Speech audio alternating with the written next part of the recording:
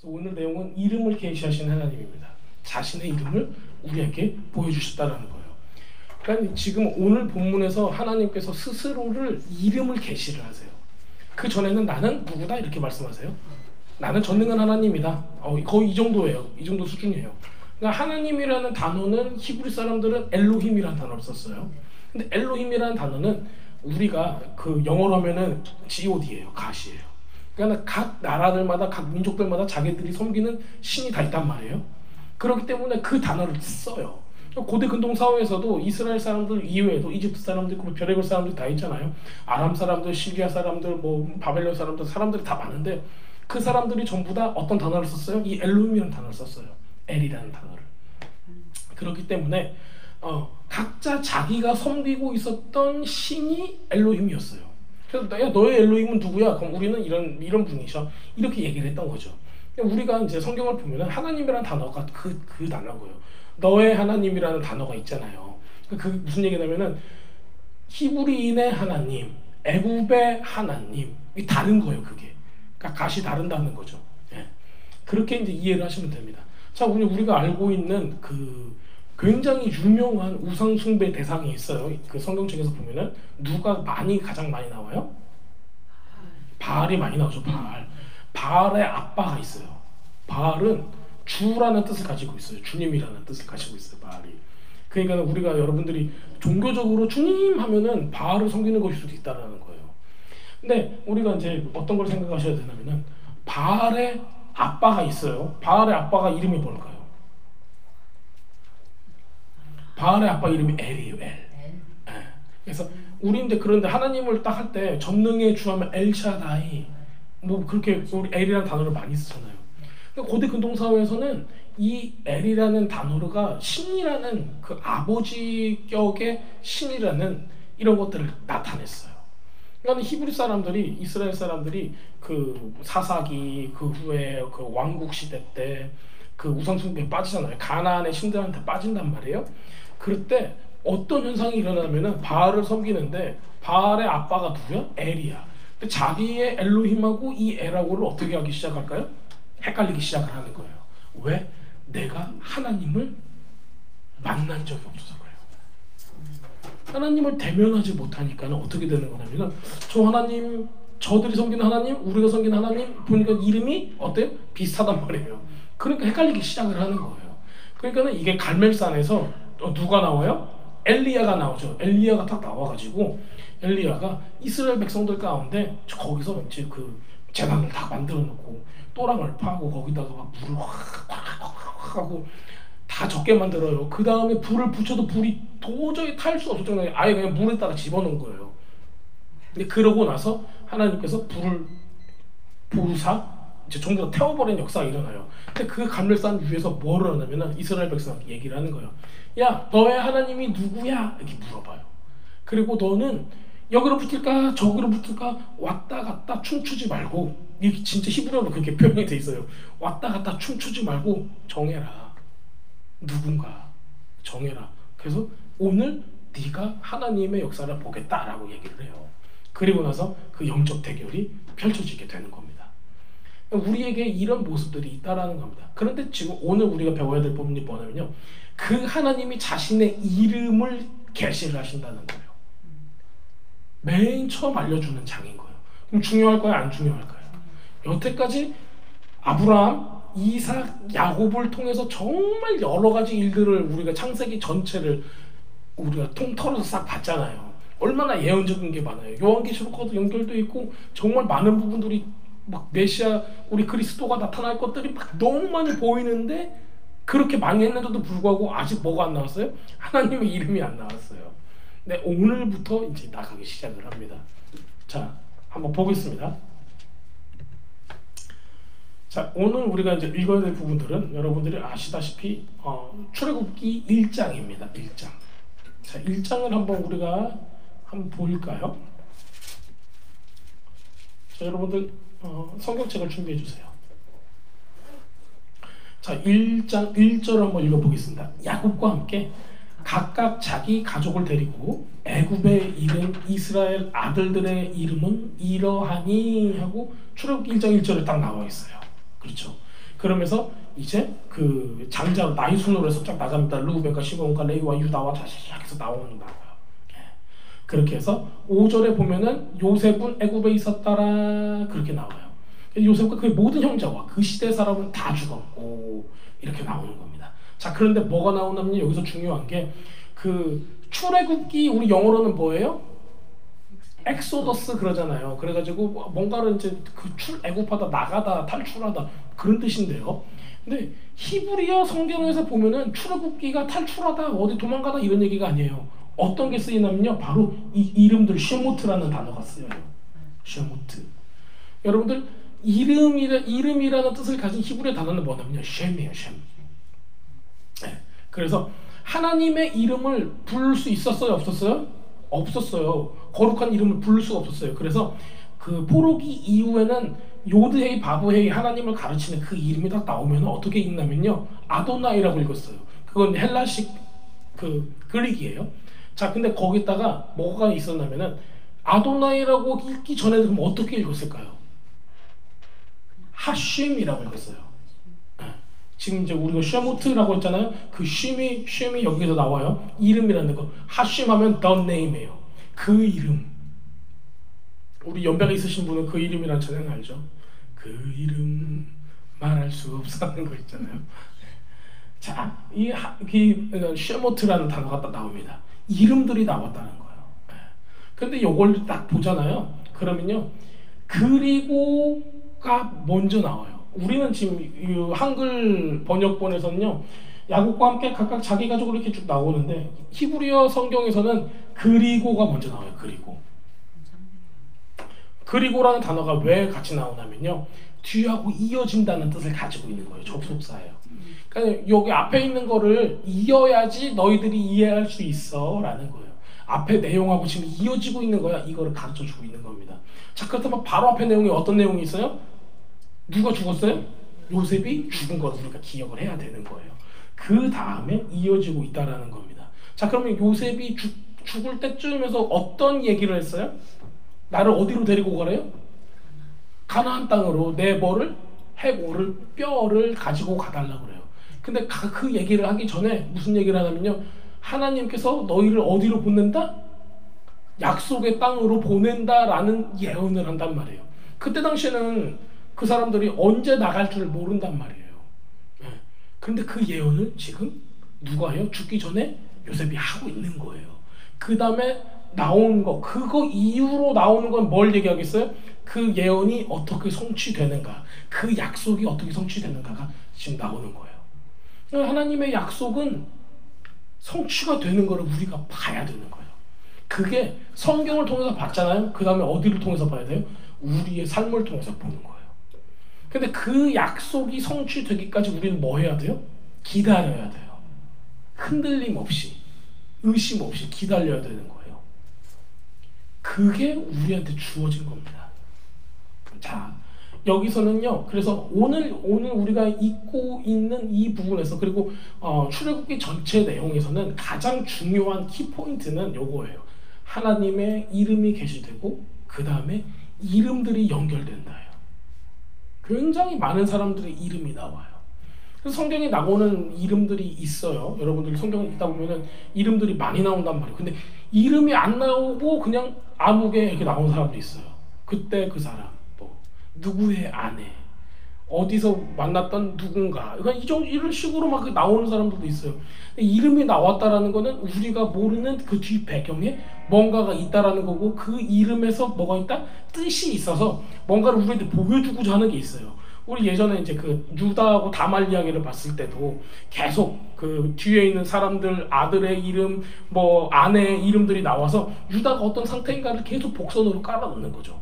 유다는 이런 상황이야. 이런 상황에서 어떻게 변화가 되고 있어. 이거를 계속 보여주고 있는 거가 무엇을 통해서? 이름을 통해서 보여주고 있는 겁니다.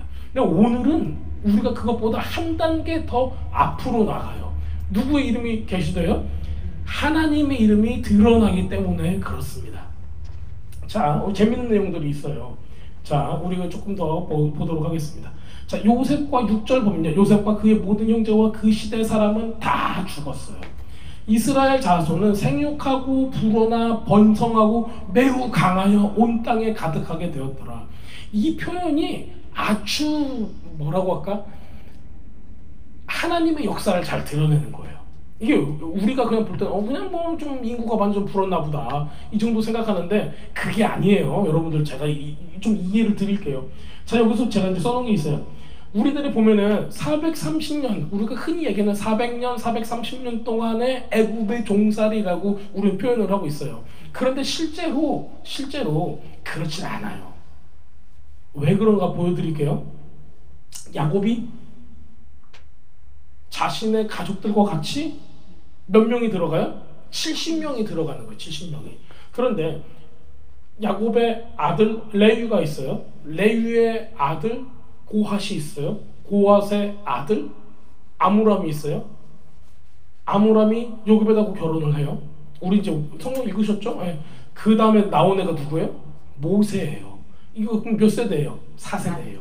여러분들 4세대에 400년이 그러면 한 사람당 지금 뭐 100년씩을 쳐요? 한 세대당? 그러질 않죠. 네. 그런데 여기서 그래서 성경학자들이 찾아봤어요. 찾아보니까는 몇 년을 지나면은 215년 동안 종살이라는 걸로 나와요. 자, 그렇다면 나머지 215년은 어디 갔냐는 거죠.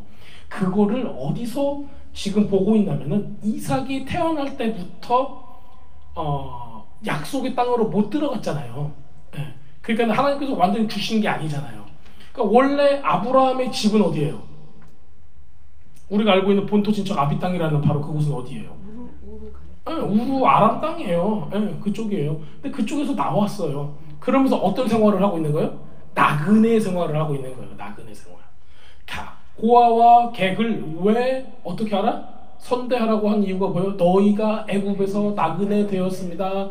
너는 그 나그네 되었을 때에 그 처지를 알아라. 그 얘기를 하시는 거예요. 그래서 우리는 인생도 어떤 삶을 살고 있다고 그래요? 나그네의 삶을 살고 있다고 그러는 거예요. 자, 그런데 지금 아브라함이 이삭을 낳을 때부터 그 다음에 요때까지를 했더니 연수를 계산했더니 430년이 나와요. 그 다음에 순수하게 애굽에서만 있었을 때 215년이 나오는 거예요. 그렇다면은 하나님께서 아브라함한테 얘기를 하죠. 그렇죠. 너의 후손이 이렇게 나그네로 살다가 큰 나라에서 어떻게 이렇게 하다가 그 땅으로 들어가 차지할 거야. 자, 그러면 아브라함의 후손은 누구부터 시작이 돼요? 이삭부터 시작이 되는 거예요. 그래서 그 횟수가 정확하게 430년 정도가 딱 되는 겁니다. 자, 제가 이제 밑에 써놨죠. 이스라엘 백성이 애굽에서만 215년을 살았고 4세대를 보았다라는 거가 이제 우리가 성경을 읽으면 그걸 이해할 수가 있어요. 만약에 이제 그게 우기고 싶다. 400년 살았을 거야. 성경이 거짓말하겠어. 거짓말한다는 게 아니에요. 우리가 계산법이 다른 거죠. 네. 근데 이제 4세대가 400년을 살려면은 아기를 언제 낳아야 돼요? 이게 조금 다 늙어서 낳아야 되는 거예요. 전부 다 이제 아브라함 수준이 돼야 되는 거죠. 네. 뭐 그러진 않았습니다. 자, 그리고 뭐가 있냐면은 하나님께서 굉장히 많이 역사했어요. 어떻게 역사를 했냐면요. 70명이 장정만 몇 명 얼마가 돼요? 60만이 돼요. 중간에 파라오가 무서워가지고 어떻게 했어요? 애기들을 죽이기 시작해요. 남자애만 죽이기 시작을 해요. 그랬는데도 남자 장정들만 얼마? 60만이 넘었어요. 자, 그러면은 그거는 지금 60만이라는 건요 20살에서 50살까지의 기준이 있어요. 네.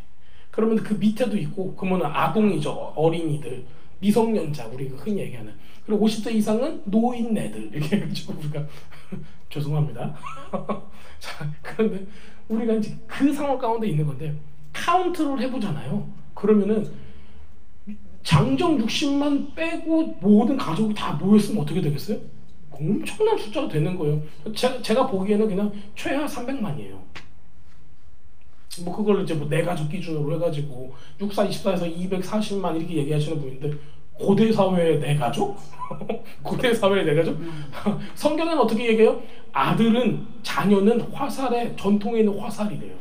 그러니까 무슨 얘기냐면은 전쟁이 일어나고 뭘 하고 적군이 왔어요. 그럼 싸워야 하잖아요. 촥 해갖고 탁 해야 돼. 근데 한 발밖에 없어. 그럼 넌 뭐야? 죽었다. 이거예요. 그러면은 미덕이 뭐가 있어요? 뭐를 많이 갖고 있어야 돼요? 자식을 많이 있어요. 그때 학교도 안 보내고 아무것도 없었잖아요. 그냥 먹여서 키워놓으면 다 내 편이잖아요. 예. 그러기 때문에 12아들들이 막 있고, 우리 이제 저 기드온의 아들 막 엄청 많고 막 이러잖아요. 예. 그렇게 많은 거가 미덕이었어요. 그때 당시에는. 우리 집을 일으켜 세울 수 있는 가장 빠른 방법은 뭐다? 아기를 많이 낳으면 된다 했어요. 고대 사회에서는. 지금은 내가 뭐 죽는 빠는 이 길이겠죠, 그게. 지금 애를 많이 낳으면 이게 우리가 이제 부모들이 이제 골로 가잖아요. 근데 그때 당시에 그랬단 말이에요. 근데 얼마나 하나님께서 이 풍요와 다산 이거를 이 축복을 주셨는지, 이거는 거의 제가 보니까는 기적적으로 주신 거예요. 그러니까 어떤 느낌으로 가셔야 되냐면요, 그 가족 제국처럼 가족 단위의 그 70명 뭐 100 몇 명 되는 그 사람들 있잖아요. 그 사람들을 국가 단위의 큰 무리로 만들어야 되는 거예요, 하나님은. 근데 그거를 어떻게 해서 만들었냐면은, 가장 그때 가장 강대국으로 우리가 알고 있는, 예를 들어서 이런 거예요. 그 옆에 아주 조그마한 나라가 있어요. 우리가 알고 있는 저기 뭐 멕시코 같은 나라나, 멕시코도 큰데 뭐 그 밑에 또 무슨 뭐 다른 나라가 있다고 생각을 해보세요. 근데 그 나라에서 배가 고파. 그래서 한 70명을 데리고 미국으로 왔어. 미국이 제일 강대국이잖아요. 근데 애국처럼 미국으로 이렇게 온 거예요. 근데 거기서 갑자기 한 동네에서 이 사람들이 살았는데, 하나님께서 얼마나 축복을 주셨는지 아기를 낳을 때마다 5쌍둥이씩 낳는 거야. 그러니까 그 계산을 해보잖아요. 70명이 300만이 되려면 얼마나 많이 낳아야겠어요. 그러니까 굉장히 이거는 초자연적으로 아기를 낳았다라는 거예요. 자, 그러면은 여러분들이 파라오라고 생각을 해보세요. 나는 애굽의 왕, 애굽의 왕인데 파라오야. 파라오인데 우리 민족 말고 저 민족이 살고 있어. 근데 저 민족은 우리가 이제 양이나 처라고 이렇게 했었는데 갑자기 불어나기 시작을 하는 거예요. 자다 한번 잠자고 일어나면은 불어나 있고, 잠자고 일어나면은 불어나 있고, 그래서 고센 땅이 그냥 터지려고 그러는 거야. 그래서 인구조사를 해봤어. 인구조사를 해봤더니 이거는 감당을 못하겠는 거예요. 근데 이제 그 미드라시에서는 그 랍비들이 써놓은 글 중에서는 이런 게 있어요. 실제로 애굽이 다른 나라하고 전쟁을 했었대요. 근데 너무 힘들었대. 우리 어떻게 전쟁을, 너무 힘들어. 전쟁할 때 우리 막 사람도 많이 죽었어. 그래가지고 어떻게 하지 했었는데 이스라엘 백성들이 도와줬대요. 와서 이스라엘 백성이 막 도와줬는데, 이스라엘 백성이 너무 힘이 센 거야. 그래가지고 너무 잘 도와줬어. 잘 도와주고, 그러면은 우리가 생각할 때는 이스라엘 백성들 너희는 우리 팀이야, 역시 최고야 하고 그러고 가면 되는데, 그러질 않고 파라오가 생각하니까 야, 쟤네들이 칼을 우리한테 겨누면 우리 다 죽었다, 이렇게 생각이 되는 거예요. 그래서 그때부터 그런 나쁜 생각이 들어가기 시작을 해서 이스라엘 백성들을 고의적으로 이 인구를 컨트롤하려고 하기 시작을 합니다. 억제를 하려고 해요. 네. 그래서 어떤 거를 하냐면 그 강제 노역을 시키기 시작을 하는 거예요. 슬레이브처럼 노예 어떤 그런 거 있잖아요. 그래서 뭐 우리 옛날 사람들은 그런 얘기 많이 하잖아요. 뭐 피라미드도 이스라엘 백성이 지었다, 뭐 여러 가지 얘기를 하고 있잖아요. 근데 이제 그런 가능성은 많이 없대요. 네, 피라미드를 지었기보다는 다른 건물들을 지었을 것이다, 뭐 그런 얘기도 있고. 또 어떤 사람들 그런 얘기도 해요. 지어놨는데 또 다 무너졌다. 다 무너졌다, 그런 얘기도 있어요. 일부러 무너뜨렸다는 사람도 있어요. 그러니까는 뭔가를 지어놓으면 다른 걸 해야 하잖아요. 근데 다른 프로젝트 하기가 힘든 거야. 그러니까는 지어놓은 거 무너뜨리고 다시 또 짓게 하고. 왜냐면 목적이 뭐냐면 이스라엘 백성들을 억압하기 위한 거니까. 뭐 만들어보자고 한 게 아니니까. 어쨌든 그렇습니다. 그래서 히브리 사람들의 그 생각 전통에는 그 어떤 얘기가 있냐면은, 그래서 파라오가 우리들을 뭐 하겠다? 아기를 못 낳게 하기 위해서 남자들을 다 끌어와서 일을 시키기 시작을 한 거예요.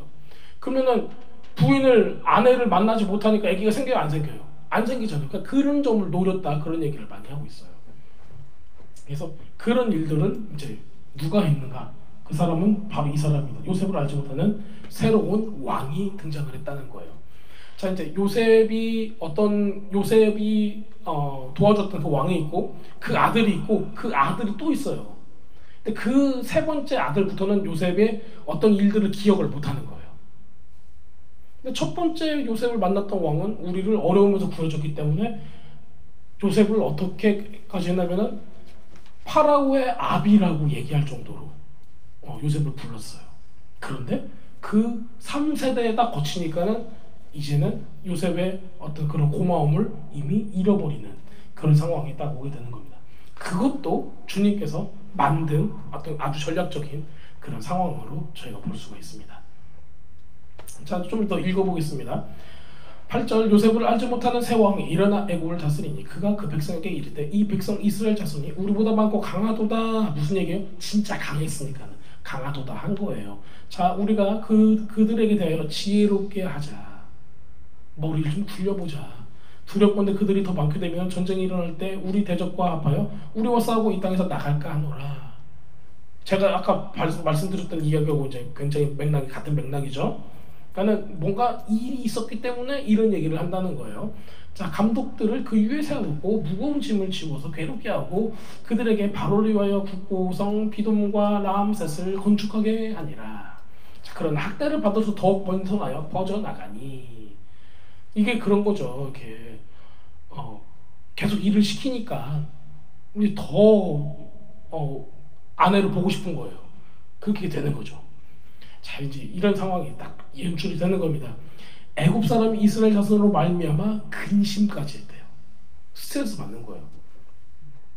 자, 이스라엘 자손에게 이를 엄하게 시켜 어려운 도로모도 그들의 생활을 괴롭게 하니 곧 흙 이기기와 벽돌 굽기와 농사와 여러 가지 일이라. 그 시키는 일이 모두 엄하였더라. 아주 힘들게 시켰다라는 겁니다. 자, 그 다음에 이 벌스 컨트롤 해야 되는 거예요. 그 다음에는 누구를 고용을 해요? 히브리 산파 시브라 하는 사람과 부하라 하는 사람에게 말을 했대요. 히브리 사람 산파가 아니에요. 실제로 히브리어를 읽어보면 히브리인을 위한 산파로 나와요. 히브리인을 위한. 이르되 너희는 히브리 여인을 위하여 해산을 도울 때 그 자리를 살펴서 아들이건을, 그 무슨 얘기냐면요, 다리를 벌리고 아기가 딱 나오는데 얘는 남자야 하면 그 자리에서 죽이라는 얘기예요. 여자면은 살려놔라, 이 얘기를 한 거예요. 그러나 산파들이 하나님을 두려워하여 경외하여 애굽 왕의 명령을 어기고 남자 아기들을 살린지라. 얼른 도망가, 이렇게 얘기를 한 거예요. 애굽 왕이 산파를 불러 그들에게 이르되 너희가 어찌하여 이같이 남자 아기들을 살렸느냐. 보니까는 남자들이 계속 나오는 거예요. 산파가 바로에게 대답하되 히브리 여인들은 애굽 여인과 같지 않고 건강하여 산파가 그들에게 이르기 전에 해산하였더이다, 이렇게 얘기를 해요. 그랬더니 하나님이 그 산파들에게 은혜를 베푸시니 백성들은 번성하고 매우 강해지니라. 여기서 하나님을 경외하는 산파들에게 등장을 하게 되는 겁니다. 이 산파들이 이름이 나와요. 신기하게. 별거 안 한 것 같죠? 그런데 신기하게 이름이 나와요. 이 사람들은 어떤 거예요? 파라오, 그때 당시에 신이라고 여겨지는 파라오 앞에서 뭘 했는 거예요? 하나님을 경외하고 하나님을 경외한 삶을 살았다라는 거예요. 그 이름이 나올 만한 거예요. 이게 하나님 앞에 상급을 받는 사람, 제가 이제 상급 신앙에 대해서는 별로 말하고 싶지 않지만 하나님께서 귀히 여기는 사람은 이런 사람인 거예요. 우리가 세상에 살고 있어요. 세상의 왕은 누구예요? 공중에서 잡은 자예요. 우리는 지금 현실에서 이렇게 살고 있는데 그럼에도 불구하고 누구를 경외하는 사람? 하나님을 경외하기 때문에 뭐를 따르지 않아요? 파라오의 말을 따르지 않는 거예요. 그랬더니 얘기를 해요. 왜 그랬어? 이제 얘기를 하잖아요. 그들은 건강해요. 건장하다, 이렇게 표현을 하고 있어요. 그래서 건장해서 산파가 그들에게 이르기 전에 이미 아기를 낳고 가버렸어요, 이 얘기를 하는 거예요. 근데 그거가 이렇게 나와요. 건장하다가 하이요트라는 단어를 쓰는데요. 이 단어가 무슨 단어인데요? 하면은 alive예요. alive라는 거예요. 이렇게 살아있고 생동감 있고. 근데 이거를 조금 삐뚤게 얘기를 하잖아요. 그럼 짐승 같다라는 얘기예요. 그래, 이거는 어떤 거냐면 레이시즘 같은 거죠. 딱 이제 우리 이제 그런 거 이런 얘기 하면 안 되지만 흑인들이 있어. 아유, 쟤 짐승 같아. 뭐 힘도 엄청 세. 점프도 팍 하면 날라다녀. 뭐 이런 얘기 하잖아요. 그러니까 그러듯이 어떻게 표현을 했냐면은 이 애굽 사람은 히브리 사람들은 엄청 힘이 세가지고 이 얘기를 한 거예요. 마치 이제 그 우리가 어떤 그 인종 차별을 하듯이 그런 식으로 얘기를 한 거예요. 근데 이게 왜 지혜로운 거 하냐면요, 우리는 어쨌든 변명을 해야 되는데 지금 애굽의 왕인 파라오는 누구를 미워해요? 히브리 사람들을 미워하는 거예요. 그러면은 그거를 이용을 한 거예요, 이 사람들은. 실제로는 그런 의도가 없는데 그런 동의들을 이렇게 이끌어내기 위해서. 그러니까 자기도 그렇게 생각해가 되잖아요. 파라오도 맞아, 걔네들은 짐승 같아. 그러니까 그 원래 이제 짐승들 이 얘기가 왜 나오냐면 그런 거예요. 여러분들 소나 가축들이 애기 낳는 거 보셨어요? 예?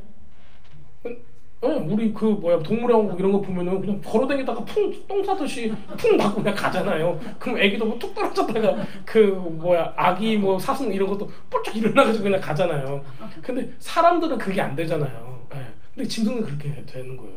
근데 그것처럼 표현을 한 거예요. 아, 히브리 사람들은 그냥 가다 똥 싸듯이 푹 맞고 쭉 가. 그래서 내가 가서 어떻게 애기를 죽일 수가 없었어. 뭐 이 얘기를 하는 거예요. 그러니까는 이제 파라오도 맞아, 그들은 짐승이야 이러고 넘어가는 거죠. 그러니까 죽지를 않는 거죠. 이렇게 산파들도 안 죽고 히브리 사람들도 안 죽고 이렇게 되는 거예요. 실제로 그게 이제 그 히브리 사람들의 글에는 이런 식으로 나와 있어요. 그 배경을 어떻게 설명을 할 때 그런 식으로. 그래서 산파들은 하나님을 경외하였으므로 하나님의 그들의 집안을 흥왕하게 하신지라. 우리가 이제 이것들을 볼 수가 있습니다. 자, 그러므로 파라오가 그의 모든 백성에게 명령하여 이르되 아들이 태어나거든 너희는 그를 나일강에 던지고 딸이거든 살려두라 이렇게 얘기를 했대요. 자, 근데 제가 지금 러프하게 설명드리고 있는 거예요. 그래도 시간이 너무 없어가지고 러프하게 좀 더 설명을 드릴게요. 자, 이게 파라오 혼자의 머리가 나오는 게 아니에요. 여러분들 이거 꼭 아셔야 되는데 우리도 그 요셉의 때 누구를 불러요? 꿈을 딱 꿨는데 누구를 불러요? 파라오가? 그렇죠. 점술가들, 지혜자들, 뭐 별 보는 사람들 이런 사람들을 부른단 말이에요. 그러면서 내 꿈을 애몽을 해. 무슨 일인가 좀 알아봐. 자세히 좀. 그리고 결과물을 가지고 오고 이란, 이안, 비안, ABC 안으로 해가지고 해결책도 가지고 와. 안 그러면 다 죽을 거야. 이런 거 되게 많잖아요. 나중에 저기 뭐야 신바벨론 뭐 느부갓네살도 그런 얘기하고 막 굉장히 많잖아요. 이게 왕들이 그랬단 말이에요. 옛날부터. 그래서 이 지혜자들 그 뭐야 술객들 신접한 사람들이 한순간에 다 죽을 수도 있어요. 이것도 몰라 하고 이제 와 그러니까. 자, 그래서 이때 당시에 파라오의 옆에서 그 어드바이스를 하는 모사들이 있었어요. 모사들이 있는데 첫 번째 누구일까요? 술 맡은 관원장이었으면 좋겠지만 그게 아니라 여기서는 그 지혜자들인 거예요. 지혜자들은 뭐가 있어야 되냐면요, 그 각 자기가 섬기는 신의 제사장이야. 왜냐면은 신의 힘을 좀 받아야 하잖아요. 우리 누구 충만해요? 성령 충만하고. 우리 무당들은 누구 충만해요? 귀신 충만하잖아요. 그러니까 그 차이가 분명히 있는 거예요, 여러분들. 자, 그러면은 각 나라에 자기 신에 충만한 사람을 데리고 와서 뭘 하는 거예요? 나에게 유리한 것들을 너네들이 알려줘야 돼. 자, 그 중에 그 모사들 중에 한 사람이 욥이에요. 욥. 우리가 잘 알고 있는 욥 있죠, 욥. 욥이 그 중에 한 사람이고, 한 사람은 또 누구냐면요, 이드로예요. 이드로. 르우엘이라고 불리는 이드로. 누구예요, 이 사람은? 장인이죠. 예. 그 미디안의 제사장, 예, 미디안의 최고의 그 제사장인 거예요. 이 사람이고, 세 번째 사람은 발람이에요. 예, 발람과 발락 이야기 아시죠? 누구한테 저주하려고 그래요? 이스라엘 백성들을 저주하려고 했던 바로 그 사람인 거예요. 그러니까 이거는 뭐 그게 근거가 어디 있어? 저한테 그러시면 안 돼요. 그 이스라엘 사람도 다 그렇게 알고 있는 거예요. 예수님 때도 다 알고 있었고 그 책을 다 읽었기 때문에 예, 다 그렇게 생각을 하고 있어요. 자, 우리도 그러면은 이게 기냐 아니냐, 이게 진짜냐 안 진짜냐, 그게 문제가 아니라 이 사람들의 문화 속으로 들어가야 돼요. 왜냐면은 그 사람들이 그렇게 이해를 하고 이야기를 계속 이어나가기 때문에 그래요. 자, 계속 보겠습니다. 그런데 지혜자들한테 얘기를 했어요. 이런 얘기가 있어요. 미드라시는 이런 얘기인데 무슨 얘기를 하냐면은 어느 날 왜 이스라엘 백성들이 죽여야 되냐면은 이런 거를 한 거예요. 아니 너무 많아져서 막 나 이거 죽일 거야 막 그러는데 지금 어떤 거라면 산파를 통해서도 안 됐는데 지금 누구한테 가요? 나일강에다가 빠치라는 얘기까지 나와요. 근데 여기까지 이게 전개가 되려면은 뭔가 사건이 있어야지 전개가 되는 거잖아요. 근데 그 사건이 뭐가 있었냐면은 꿈을 꿔요. 이게 파라오한테. 파라오가 꿈을 다 꿨는데 무슨 꿈을 꾸냐면은 어떤 노인이 쫙 있는데 옛날에 그 저울, 추 달린 저울 있잖아요. 그래서 두 개가 이렇게 왔다 갔다 하잖아요. 근데 애굽의 세상이 쫙 보이더래요, 한쪽에. 그런데 모든 애굽 사람들과 이 애굽의 나라가 쫙 보이는데 반대쪽에는 뭐가 있을게요? 양 한 마리가 딱 있더래요. 어린 양 한 마리가. 근데 어린 양 한 마리로 다 기울더래요 그러니까 이게 자기는 너무 황당한 거야. 온 애굽이 어린 양 한 마리보다 낮은 거야. 무게가. 그래서 이제 다 지혜자들 모은 거예요. 내가 이런 꿈을 꿔서 어떻게 해야 돼? 이게 무슨 얘기야? 했더니 그 세 명의 지혜자가 이제 와서 얘기를 하는 거예요. 나머지들은 다 이제 서열이 낮은 거고 서열 높은 이 사람들이 그거는 양을 키우는 족속은 누구예요? 이스라엘 사람들인 거예요. 야곱의 자녀들인 거예요. 이스라엘 사람들이 하니까 거기서 누가 나온다? 이 사람들보다 더 중요한 이 애굽 통째로 더 중요한 그리고 이스라엘 사람들 데리고 나갈 만한 우리가 흔히 얘기하는 메시아라는 사람이 구원자라는 사람이 등장을 할 겁니다.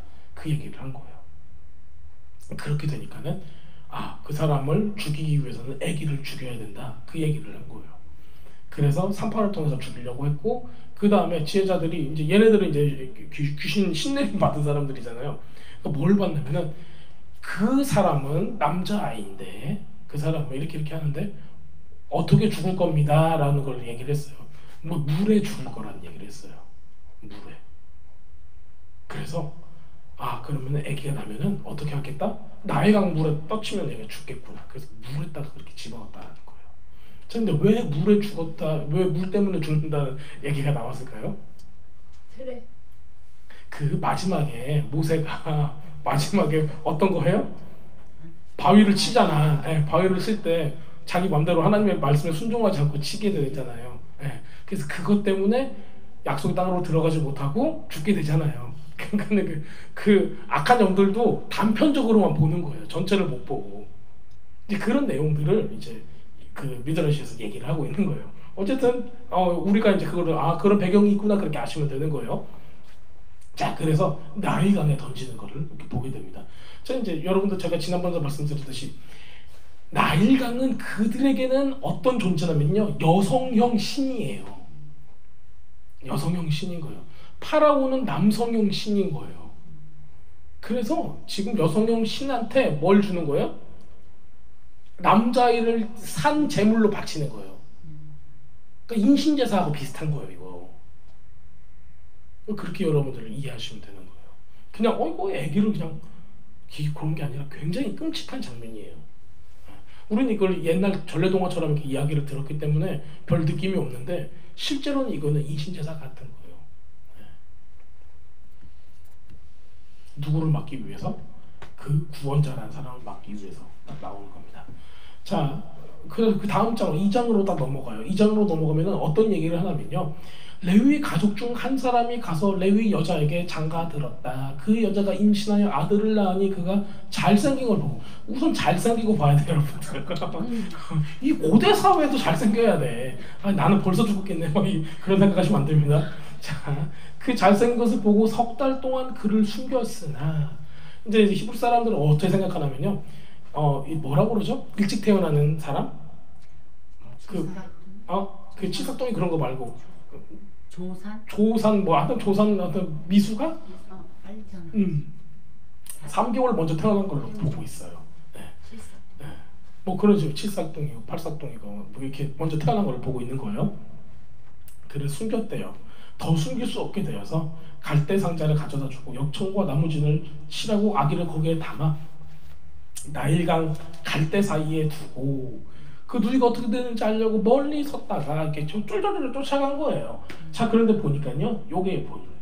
자, 아므람이 나오고요, 요게벳이 나와요. 아므람은 그 고핫의 아들인 거예요. 그리고 그 고핫의 가장 막내딸이 아니라 그 누이 동생이 요게벳인 거예요. 그러니까 지금 얘기를 촌수로 따지면 고모예요. 그런데 아기를 옛날 사람들은 계속 낳잖아요. 근데 첫째, 둘째 아들이 아기를 낳았어요.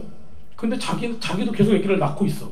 그런 현상인 거예요. 우리 집사님도 그 얘기 하셨잖아요.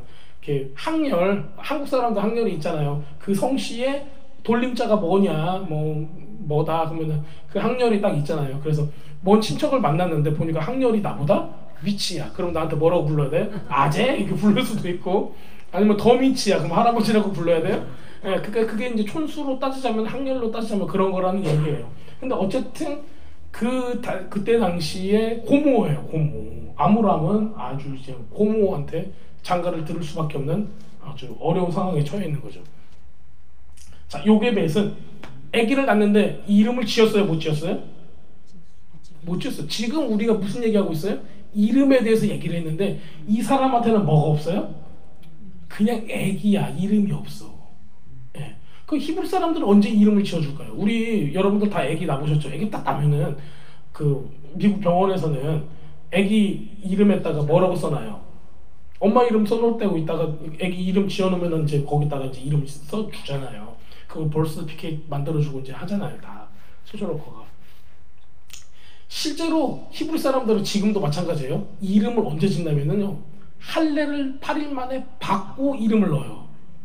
그러니까 그 전에는 이 아기는 이름이 있어요, 없어요? 없어요. 자, 그러면 그 아기 이름은 뭐라고 했을까요? 베이비 X 뭐 이렇게 썼는데요. 베이비 X 이렇게. 자, 아기가 이름이 없는 상태로 있어요. 근데 이때 당시에 왜 이름이 없었을까요? 할례를 못 받아서?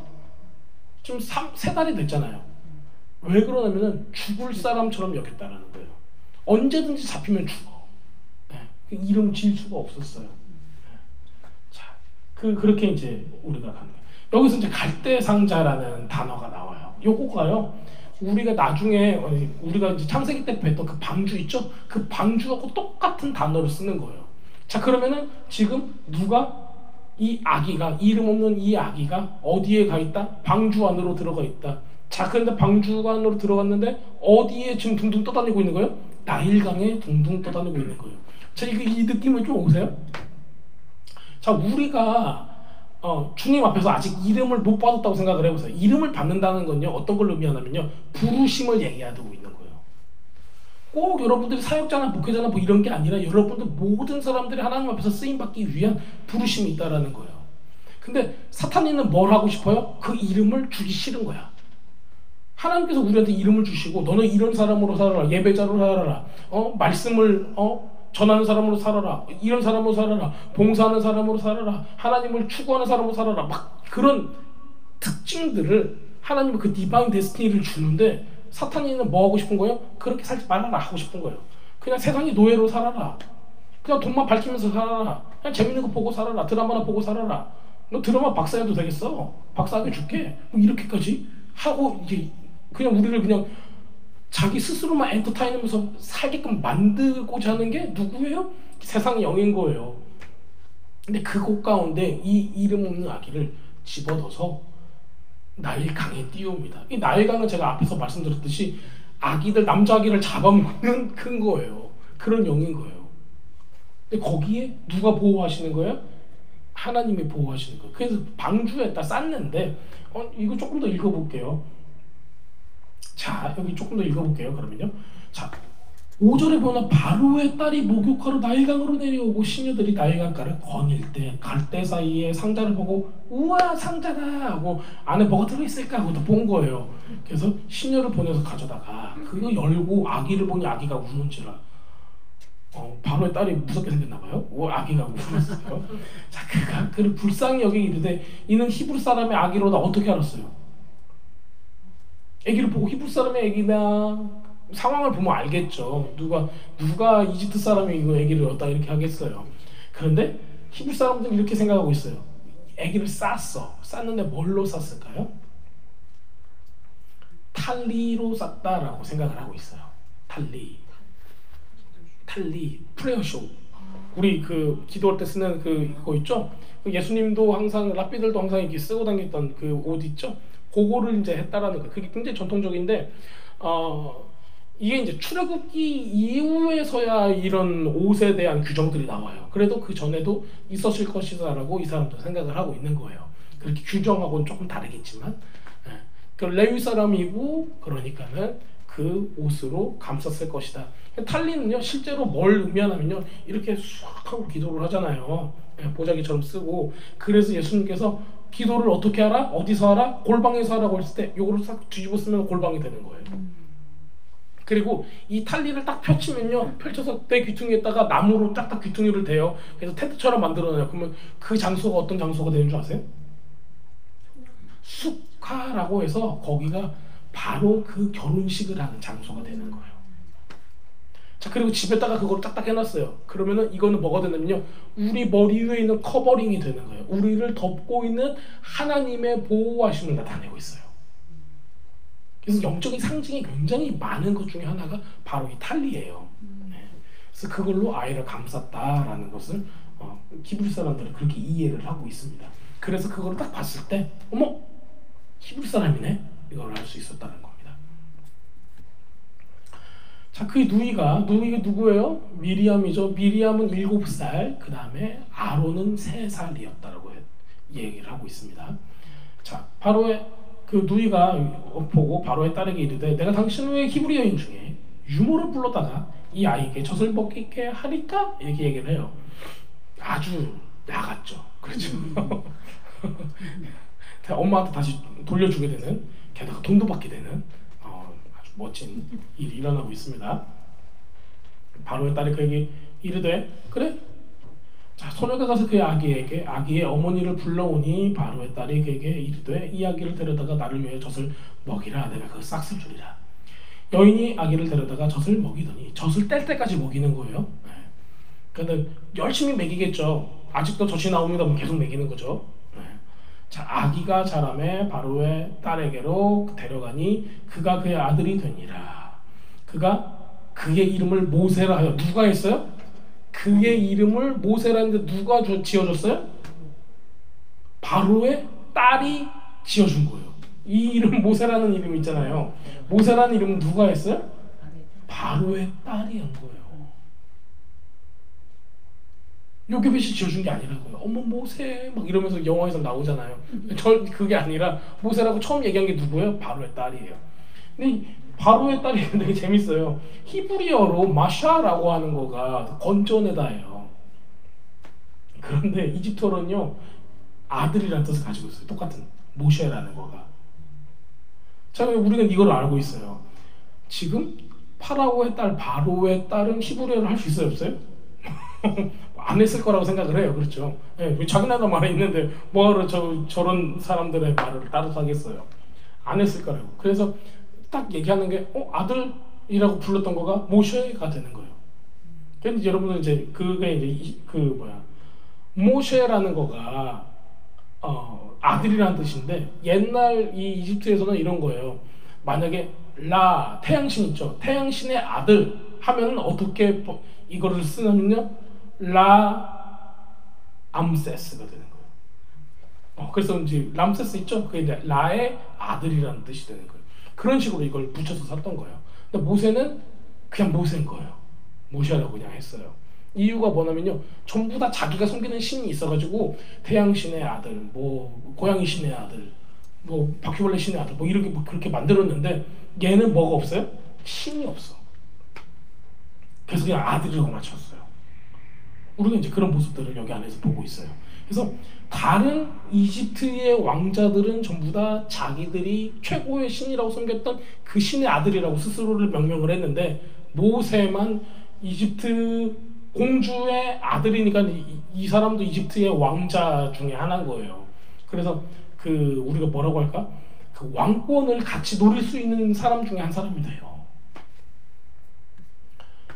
자, 그래서 이름을 누구한테 받는다? 바로 그 공주 엄마한테 받게 되는 겁니다. 자, 그러면은 아기의 젖을 먹이면서 히브리 사람들은 무엇을 했을까요? 말씀을 주입식 교육을 하는 거예요. 말씀을 계속 외워주고. 근데 우리가 알고 있는 모세 오경이 그때 없었어요. 그러니까 이 엄마는 계속 아이들한테 히브리어를 얘기를 했을 거고, 분명히 그 하나님에 대해서 계속 가르쳐 왔어요. 아기가 이해를 하건 말건 많이 얘기를 했다는 거예요. 자, 여러분들 옛날에는 젖을 언제까지 먹였어요? 한 달 먹였어요? 2달 먹였어요? 진짜 오래 먹였잖아요. 예. 예. 이거 아직도 젖 먹어? 막 할 정도로 옛날 사람 그렇게 오래 먹였어요. 너무 신기하다 막 이럴 정도로. 자, 옛날에는 진짜 먹을 게 없으니까 지금 고대 사회는 더 그랬을 거라고요. 예. 고대 사회에는 더 그랬어요. 그러니까는 젖을 오래 먹였단 말이에요. 자, 조금 더 읽어보겠습니다. 11절. 모세가 장성한 후에, 장성한 후에가 무슨 뜻이에요? 다 컸다라는 거예요. 어른이 됐다라는 거예요. 장성한 후에 한 번은 자기 형제들에게 나가서 그들이 고되게 노동하는 것을 보더니 어떤 애굽 사람이 한 히브리 사람 곧 자기 형제를 퍽 하고 치는 걸 봤어요. 좌우를 살펴 사람이 없음을 보고 그 애굽 사람을 퍽 하고 쳐서 죽여가지고 모래 속에 다 감췄어요. 이게 무슨 거를, 어떤 거를 할까요? 우선 장성을 했다는 거는 우리가 이제 알다시피 40세가 됐다라는 얘기를 하고 있어요. 성경에서는. 왜냐면 40세 도망을 갔으니까. 그러면은 그때쯤 하면은 굉장히 그 히브리 전통에서도 하는 얘기들이 그 왕권을 놓고 많이 싸웠고 자기의 정체성을 찾아가고 있는 그 상황이었고, 그 유모를 다시 만나고 아론을 다시 만나고 막 그러면서 이제 아주 혼란을 가지고 있었던 그런 상황으로 비춰지고 있어요. 나는 이집트의 왕자로서 이집트의 왕이 되어야 하는데, 세상의 왕이 되어야 되는데 누구를 만났어요? 자기 옛날 그 유모를 만났어요. 그리고 너는 뭐더라? 너는 내 아들이야. 이렇게 나오는 그 스토리 있잖아요. 이제 여기에 그러니까 이게 들어가니까는 퍼즐이 막 맞춰지면서 그런 게 오는 거예요. 그 하나님의 그 부르심이 있는 사람이기 때문에 이 사람은 그 안에서 뭔가 주체할 수 없는 뭔가 그렇게 끌어오르는 그런 상황이 딱 연출이 되는 겁니다. 그래서 모세가 스스로 생각하기에는 나는 누구를 도와줘야겠다라는 게 생길까요? 히브리 사람 도와줘야지. 내가 히브리 사람 젖 먹고 자랐는데 히브리 사람 도와줘야지. 딱 하고 있다가 이제 이 사람도 이제 그 안에서 뭐가 있었냐면은 자기가 이 사람들을 구원할 사람이 될 수 있겠다라는 게 생각이 될까요, 안 될까요? 자, 여러분들 어디를 갔어요. 갔는데 진짜 꾀죄죄하고 막 힘도 없고 내가 도와주면 다 될 것 같아. 우리 민족인데. 나는 지금 저기 뭐라고 부를까요? 빌 게이츠 정도 되는 재산이 있어. 얘네들은 아주 지금 망한 사람들이야. 내가 저 사람들을 서포트하면 다 일어날 수 있을 것 같아. 지금 그런 상황인 거예요. 이 사람은 이집트의 왕자고 얘네들은 노예들이야. 그러면 내가 도와주면은 얘네들 어떻게 할 수 있을 것 같은 그런 느낌 있잖아요. 그런 상황 가운데 모세가 지금 누구를 때려요? 애굽 사람을 했더니 하고 죽은 거예요. 그리고 무서워 하고 이제 모래속에 딱 파묻었어요. 근데 실질적으로 애굽 사람을 죽였다고 해서 이런 큰 문제가 생길까요? 왕자인데? 왕은 파라오는 지 맘대로 죽이잖아요. 너 사형하고.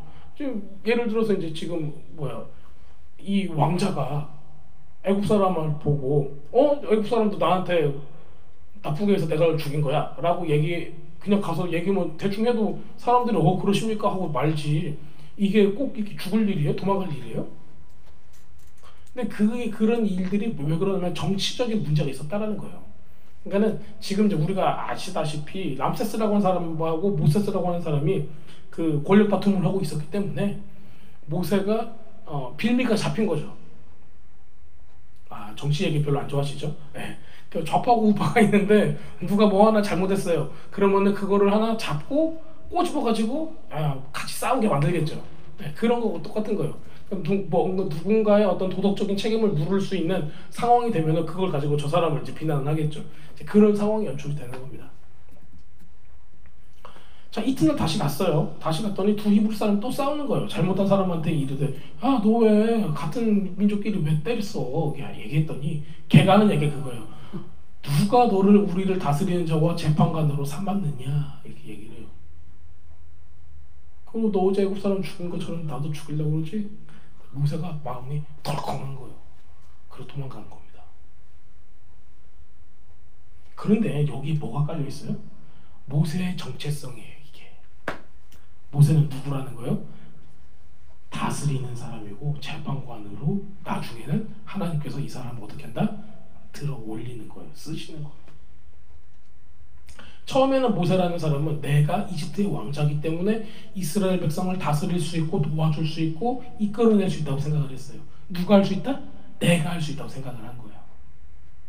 근데 그 동족은 뭐라고 얘기해요? 누가 너 그런 사람이야? 하고 무안을 주는 거예요. 거절감이 막 오겠죠. 사람이니까. 여러분들이라면 그 상황 어떨까요? 딱 그 상황에 난 도와주려고 했는데 제가 네가 뭔데? 막 이랬어요. 그리고 나의 잘못을 알고 있어. 그거 다 잃어버렸어.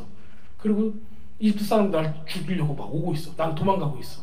그럼 여러분들은 이스라엘 사람들을 좋아할까요? 히브리 사람을 좋아할래요? 말래요? 저 같았으면 야, 너네들 내가 도와주려고 그랬는데 나를 적으로 만들고 나를 이렇게 공경에 처하게 하다니 하면서 이를 빡빡 갈면서 갈 것 같아요. 다시는 쳐다보지 않을 거야. 나쁜 놈들. 하면서 갈 수도 있을 거 아니에요. 그런 상황 가운데 있는 거예요. 그런데 저는 이거를 굉장히 예언적인 모습으로 보고 있습니다.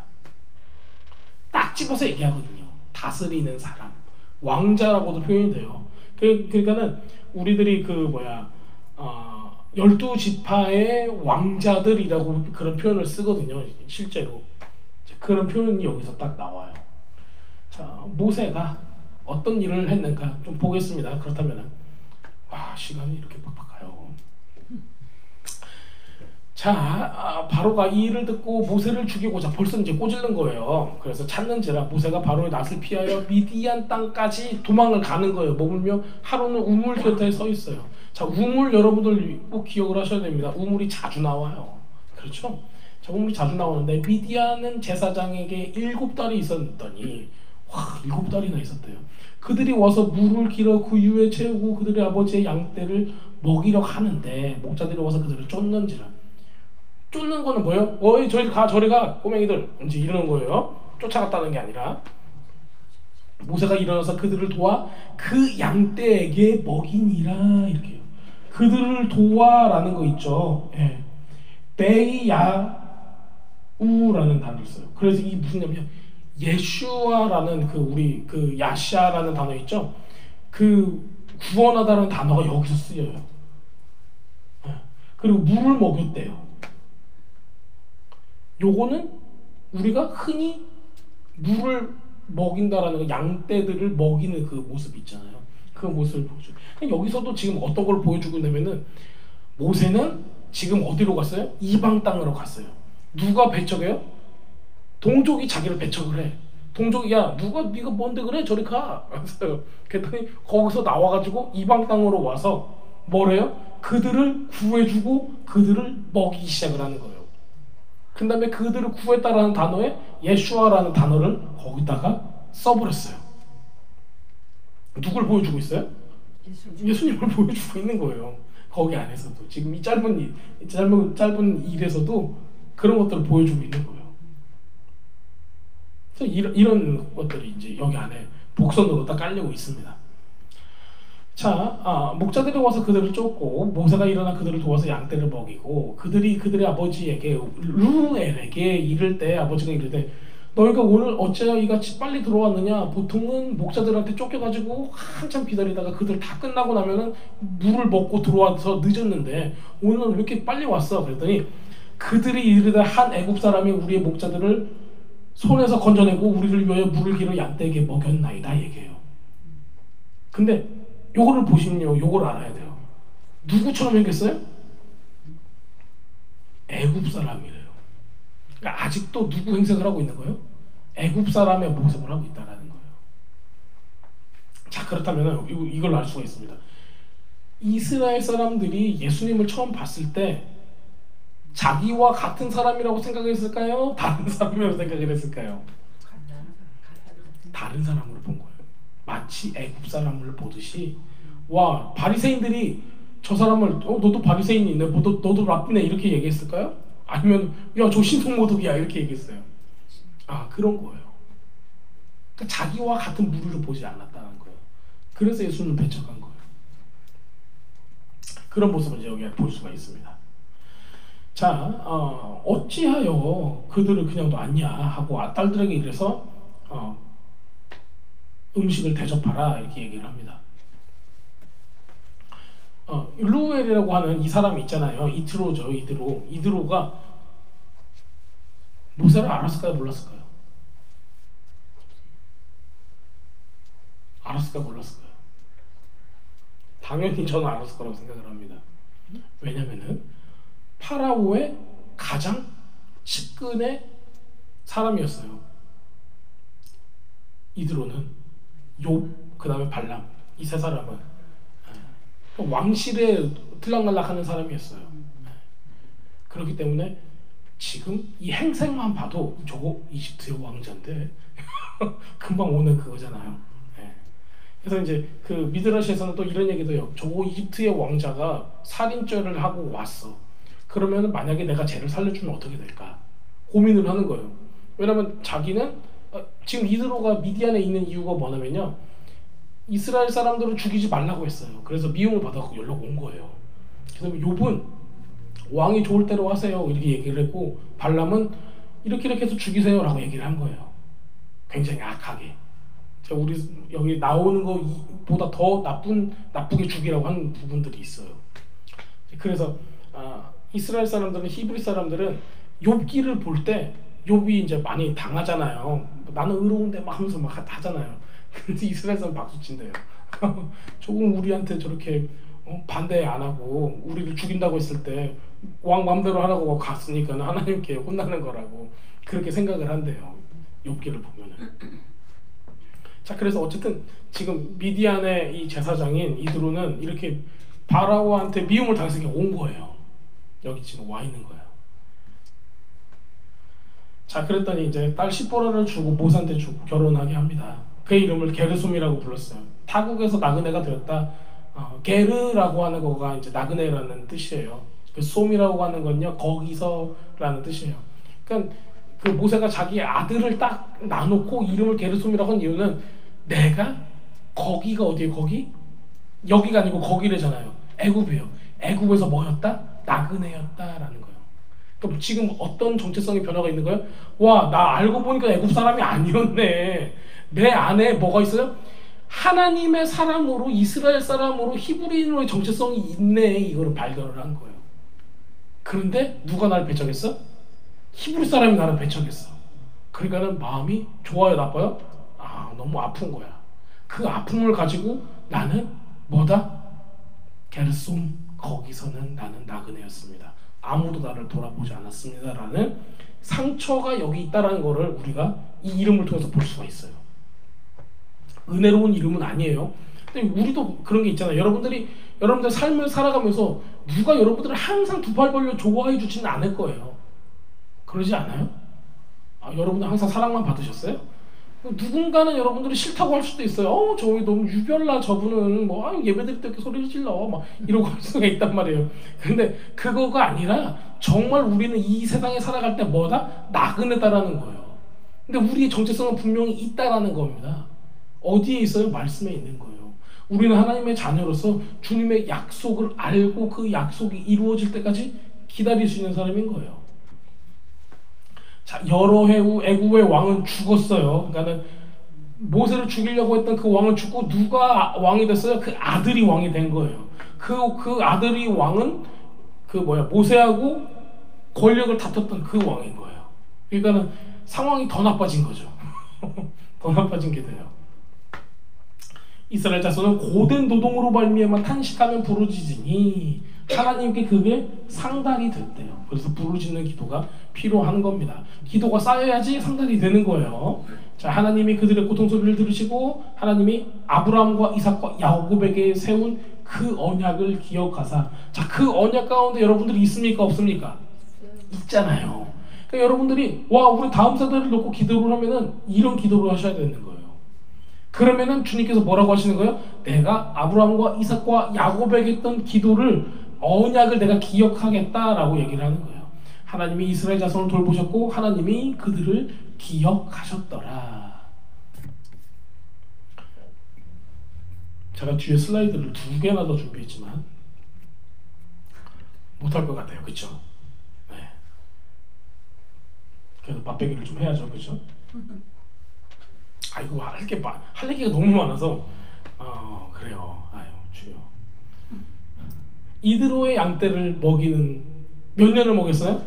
40년을 먹였어요. 자, 여러분들 40년 동안 뭐 해보고 있으세요? 숨만 40년 동안 숨 쉬었어요? 40년 동안 뭔가를 계속 해본 적이 있냐고요. 그것도 충성되게 40년 동안.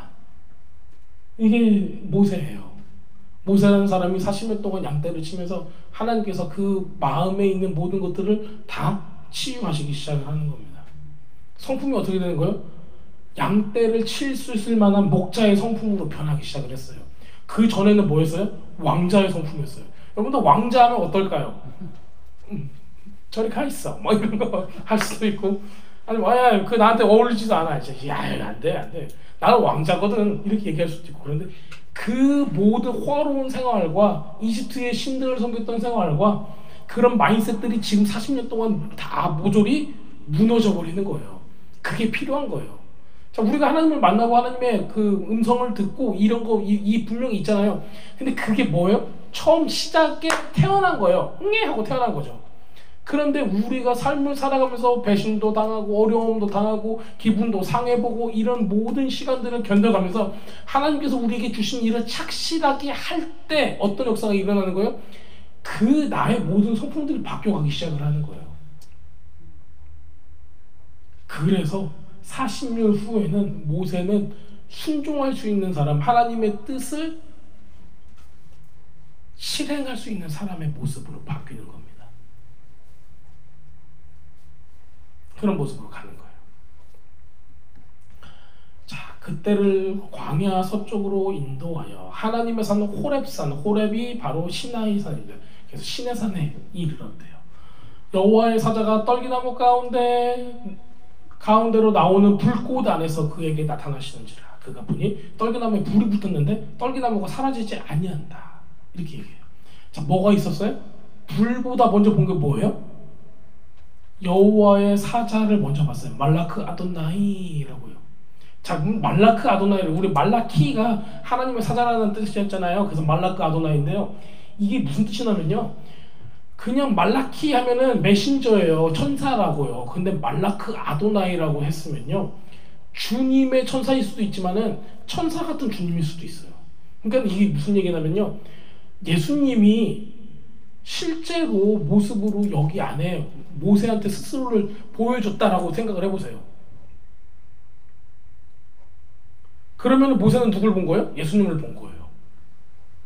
그럴 수 있다라는 거예요. 우리는 이제 믿는 사람들이니까 그런 가능성을 얘기를 해요. 왜냐하면 이때는 그냥 말라키라고 얘기를 안 하고 말라크 아도나이라는 단어를 써요. 아도나이는 하나님한테 쓰는 단어잖아요. 그 단어를 여기다 썼어요. 그러니까 뭐 인자라고 하는 호칭도 있을 수 있지만은 저기 분명히 천사 같은 초월적인 존재인데 주님이라는 단어를 써가지고 이거를 다른 천사를 가르치는 단어하고 조금 다르게 써버렸습니다. 자, 그 안에서 그러니까 처음 본 게 불 먼저 본 게 아니에요. 네, 그 안에 있는 하나님의 사자를 봤다라는 거예요. 그래서 그 안에서 불꽃이 나오고, 자, 그 불꽃을 딱 보는데 저는 이런 생각을 해요. 우리 예전에 이제 아주사 부흥에 대해서 제가 말씀 한번 드렸죠. 아주사 부흥에 아주사 저 거리 있잖아요. 지금 뭐 이제 저쪽 산 밑에 있는 그 아주사. 전철을 타고 사람들이 막 간대요. 트레인을 타고 기차를 타고 쫙 가는데 멀리서 보면은 마치 불난 것처럼 불이 타오르고 있었대요. 그래서 빨리 소방서한테 전화를 해가지고 불 끄러오라고 해서 소방차들이 그렇게 출동을 했대요. 그런데 전 이걸 보니까 그런 느낌이에요. 하나님의 영광이 임하니까 떨기나무가 불 타는 것처럼 보이는 거예요. 그때 1900년도 초반에도 그걸 봤던 거예요. 사람들이 저기 불났네 하고 전화를 했으니까. 그래서 이런 것들이 우리 삶 가운데 실제로 일어났던 일인 거예요. 그게 고작 120년밖에 안 되는 거예요. 여러분들도 그거를 체험하셨으면 좋겠어요. 저도 마찬가지고요. 정말 우리 눈으로 불난 것 같은 그런 느낌? 지금 그거를 체험했던 사람이 누구예요? 모세가 그걸 체험합니다. 그래서 그 안에서 그 광경을 보고 와 신기해 하고 가까이 갔어요. 가까이 갔더니 주님께서 뭐라고 말씀하세요? 하나님께서 이리로 가까이 오지 말라. 네가 선 곳은 거룩한 땅이니 네 발에 신을 벗으라 얘기를 해요. 저는 그래서 이걸 보고 반응을 딱 보는 거죠. 오지 말라라고 하고 신을 벗으라고. 아니, 오지 말라고 하면 저리 가라 해야 되는데 거기서 또 이상하게 신을 벗으래요. 무슨 얘기일까요? 자, 신을 신었다라는 건요 어떤 걸 의미할까요? 문명이에요. 네. 문명을 의미를 하고 있어요. 그러니까 이 세상에 우리가 산다라는 걸 얘기를 하고 있는 거예요. 자, 신을 벗는 사람은 어떤 사람이 신을 벗을까요? 고대 사회에서 신이 있는 사람은 신발이요, 신발. 예. 신을 신고 있는 사람은 어떤 사람? 내 마음대로 할 수 있는 자유인이에요. 내 마음대로 어디든지 갈 수 있다. 신을 벗고 있어요. 내 마음대로 할 수 있어요, 없어요? 없어요. 나는 누구한테 속해 있다라는 게 되는 거예요. 주님께서 말씀하시는 거가 잠깐 너 이 두 가지가 있는 거예요. 그 신은 그 신발을 신고 있으면은 너는 그 세상에 속해 있는 사람이야. 그러니까 그걸 벗고 나한테로 와. 자, 그러면 세상에 속해 있다라면 세상의 종이야. 그걸 벗고 나한테로 와. 그 얘기를 하고 있는 거예요. 그러니까 오지 말라고 한 건 뭐예요? 야, 불에 타니까 오지 마, 그게 아니에요. 너 세상에 속해 있는 상태에서 나한테 오지 마요. 너의 왕이 세상의 영이야? 그러면 나한테 올 수 없어. 그걸 벗고 너는 나한테로 와. 그 얘기인 거예요. 그러니까 너의 주인이 누구인가를 먼저 결정을 하라는 얘기죠. 자, 그랬더니 네가 선 곳은 거룩한 땅이니 네 발의 신을 벗어라. 세상에 속해 있지 말라라는 이야기를 하는 겁니다. 자, 오늘 시간이 많이 지나서 여기까지 하겠습니다. 자, 3장 5절까지 했습니다. 제가 이제 나중에 주일 예배 때 이 뒷부분하고 다른 패시지를 연결을 시켜가지고 제가 해드릴게요. 예. 이 뒷부분도 하나님하고 이제 얘기하는 그 내용들이 나오잖아요. 그 내용이 이제 우리 신약의 본문하고 연결되는 부분들이 있으니까는 그 본문하고 연결을 시켜서 제가 더 말씀을 드리도록 하겠습니다. 자, 오늘 말씀을 통해서 우리들의 정체성을 찾아가는, 우리들의 이름을 찾아가는 것들을 좀 생각을 해보셨으면 좋겠어요. 왜냐하면 모세가 태어났을 때 이름이 없었어요. 그리고 파라오의 딸에 의해서 이름이 지어졌어요. 그 다음에는 모세가 자기의 정체성을 찾아가는 거예요. 평생 40년 동안에 자기가 이제 그때 당시에 나는 이집트의 왕자로 살았고 이집트의 왕자로 계속 살 것이고 이집트 사람으로 살 것이라고 생각을 했다가 정체성에 어떤 변화가 일어나기 시작을 합니다. 그리고 자기의 진짜 이름을 찾는 거예요. 하나님께서 여러분들의 삶 가운데 약속하신, 주님께서 여러분들을 위해서 예비하신 계획들이 있다는 겁니다. 그걸 여러분들은 말씀을 통해서 찾으셔야 되는 거예요. 세상에서 어떤 것을 통해서 찾을 수가 없어요. 아, 이 말씀을 통해서 주님께서 나를 이런 곳으로 부르셨구나 라고 여러분 찾으셔야 돼요. 그리고 마지막 때에 여러분들이 어떻게 쓰임을 받는가는 여러분들 모두가 마치 모세가 메시아의 예표인 것처럼 여러분들도 메시아의 예표이세요. 각자 한 사람 한 사람이 예수님의 신부이고 예수님의 예표로서 살아가셔야 되는 거예요. 그렇기 때문에 여러분들의 이름을 되찾아야 되는 거예요. 세상에서는 여러분들은 그냥 너는 내 아들이야, 내 거야 라고 세상에서는 여러분들을 찜해버렸어요. 그런데 우리는 그거를 바꾸는 거예요. 같은 음가요. 그래서 파라오의 딸은 너는 내 아들이야 이렇게 얘기를 했어요. 그런데 그 이름의 뜻이 히브리 사람한테는 뭐예요? 구원 건져내다라는 뜻이에요. 건져내다. 그럼 이 사람의 부르심은 뭐가 된 거예요? 이스라엘 백성을 건져낸 사람이 되는 거예요. 세상에서 아무리 여러분들은 이런 사람이야 라고 딱 단정을 지어요. 너는 이런 사람이잖아, 너는 이런 사람이잖아, 너는 화가 잘 나는 사람이잖아. 베드로한테 그랬잖아요. 와, 너는 그렇게 성질이 그렇게 생겼냐. 그랬는데 나중에 주님을 만나고 주님한테 쓰임 받을 때 그 성질을 하나님께서 어떻게 썼어요? 귀하게 사용하시고 아주 열심으로. 자, 여러분들이 가지고 있는 기질이 세상적으로 볼 때는 사람들이 저렇다라고 얘기할 수 있어요. 근데 그거를 방향을 바꾸시면 돼요. 세상적인 방향에서 하나님 나라의 방향으로 바꾸시면 되는 거예요.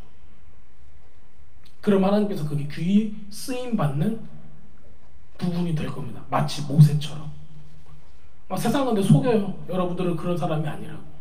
우리는 속지 말아야 되는 거예요.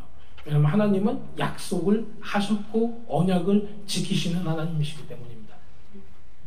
자, 여러분들 각자 기도하실 부분들을 가지고 기도를 하도록 하겠습니다.